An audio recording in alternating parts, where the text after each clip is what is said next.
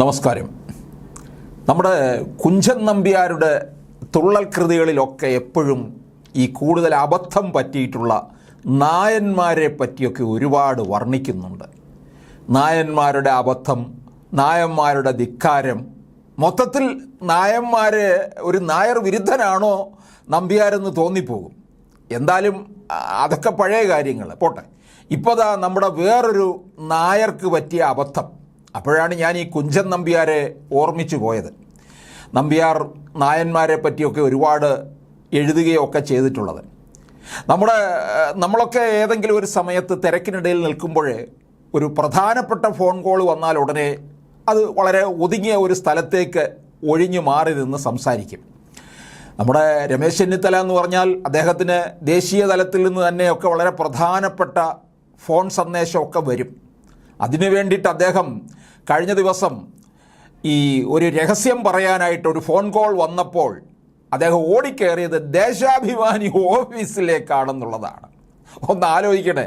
ഇത് അപ്പോഴാണ് ഞാൻ ഈ നമ്പ്യാരെ ഓർമ്മിച്ചു പോയത്. കുഞ്ചൻ നമ്പ്യാരെ പോലുള്ള ഒരാളുണ്ടായിരുന്നെങ്കിൽ ഇത് ഏത് തരത്തിൽ വർണ്ണിക്കുമായിരുന്നു. അല്ലെങ്കിൽ എന്തിന് നമ്മുടെ VKN തന്നെ, സാക്ഷാൽ VKN വന്നാൽ തന്നെ ഇത് വേറൊരു തരത്തിൽ വർണ്ണിക്കും.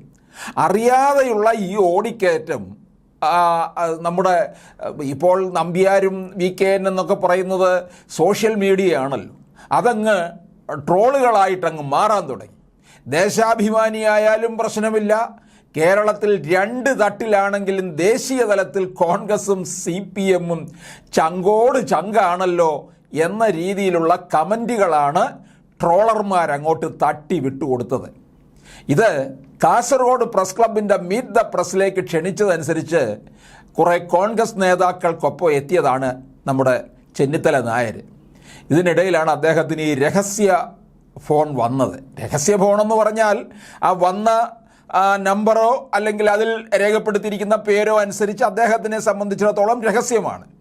ഉടനെ അദ്ദേഹം ആൾക്കൂട്ടത്തിൽ നിന്ന് വിട്ടുമാറി സംസാരിക്കാനായിട്ട് കയറിയത് ദേശാഭിമാനി പത്രത്തിൻ്റെ ബ്യൂറോയിലായിപ്പോയി എന്നുള്ളതാണ്. അത് ബ്യൂറോയാണോ എന്നൊന്നും നോക്കിയില്ല. ചെന്നിത്തലയ്ക്കൊപ്പം MLA-മാരായ എന്നെ നെല്ലിക്കുന്ന്, പിന്നെ അഷ്റഫ്, UDF നേതാക്കളായ കുറച്ച് പേരൊക്കെ ഉണ്ടായിരുന്നു. 12 മണിക്കായിരുന്നു പ്രസ് മീറ്റ് നിശ്ചയിച്ചത്. കേന്ദ്ര പ്രതിരോധ മന്ത്രി രാജ്നാഥ് സിംഗിൻ്റെ താളിപ്പടുപ്പ് മൈതാനിയിലെ പരിപാടി നിശ്ചയിച്ചതിൽ ഏറെ വൈകി.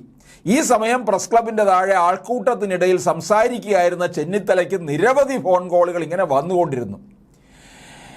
ഹിന്ദി, ഇംഗ്ലീഷ്, മലയാളം എന്നിങ്ങനെ ഭാഷകൾ മാറി മാറിയായിരുന്നു സംസാരം. അതിൽ നിന്ന് നമുക്ക് മനസ്സിലാക്കാം അത് ഇവിടുത്തെ തിരുവനന്തപുരത്ത് ഇന്ദിരാഭവനിൽ നിന്നോ M ഹസൻ വിളിച്ചതൊന്നും ആയിരിക്കത്തില്ലല്ലോ.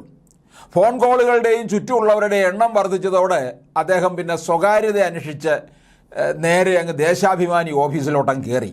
അത് ദേശാഭിമാനിയാണോ, വീക്ഷണമാണോ, കൈരളിയുടെ ഓഫീസാണോ എന്നൊന്നും അദ്ദേഹം നോക്കിയില്ല.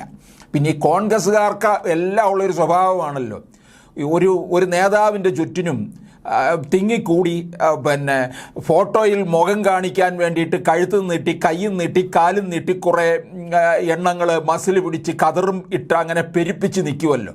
ഇതൊക്കെ ഈ തെരഞ്ഞെടുപ്പ് കാലത്ത് അത് വളരെ കൂടുതലുമാണ്. ഇവരുടെ ഈ വേദികളിൽ പോലും 4 പേർക്ക് ഇരിക്കേണ്ട വേദിയിൽ 40 പേര് ഈ കതറ് വിട്ട് കുറേ കിങ്കരന്മാരങ്ങോട്ട് കയറി നിൽക്കും. മുൻകാലങ്ങളിലൊക്കെ സ്റ്റേജ് തകർന്നു വീണ സംഭവമൊക്കെ ഉണ്ടായിട്ടുണ്ട്. ഈ സമീപകാലത്തൊന്നും അതൊന്നും കേട്ടിട്ടില്ല. അപ്പോൾ എന്തായാലും നമ്മുടെ ഇത്തരത്തിലുള്ള ഈ തിക്കും തിരക്കിനിടയിൽ നിന്നാണ് സ്വകാര്യത അന്വേഷിച്ച് ദേശാഭിമാനി ഓഫീസിലേക്ക് ഏതായാലും കയറിയത്. എന്തായാലും ഇത് ചെന്നിത്തലയ്ക്ക് ഇപ്പോൾ കുറച്ച് ഇതിൻ്റെ പേരിൽ ഒരു ട്രോളുകൾ ഇങ്ങനെ വന്നുകൊണ്ടിരിക്കുകയാണ്. അല്ലെങ്കിലോ ചെന്നിത്തലയെ പറ്റി കേൾക്കുന്നത് CPM-ഉമായിട്ടുള്ള ഒരു അഡ്ജസ്റ്റ്മെൻറ്റുകാരൻ എന്ന രീതിയിലാണ്. എന്തായാലും അത് തുടരാനുള്ള ഒരു അവസരം കൂടിയായിരിക്കും ഈ ദേശാഭിമാനി ഓഫീസിലേക്കുള്ള ചാടിക്കയറ്റമെന്നും തോന്നുന്നു.